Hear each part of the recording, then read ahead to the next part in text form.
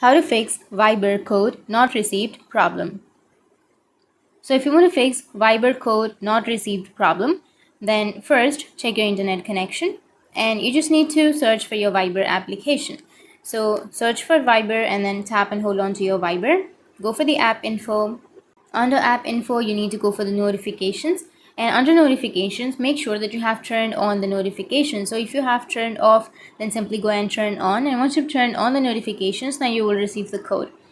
And once you've turned on the notifications, now you need to go back and go for storage and cache, and then here you need to tap on clear cache and then go for clear storage and try to clear all of the cache and storage on your Viber.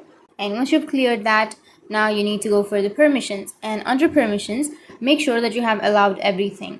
You need to allow your call logs, camera, contacts, location, microphone, phone, and photos and videos. And once you've allowed all of these, then you need to go back, remove that from your background, and press and hold on your power button.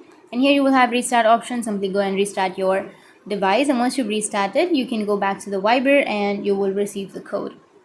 So that's it. That's how you can fix the Viber code not received problem. And if you have any questions, feel free to comment below. Thanks for watching.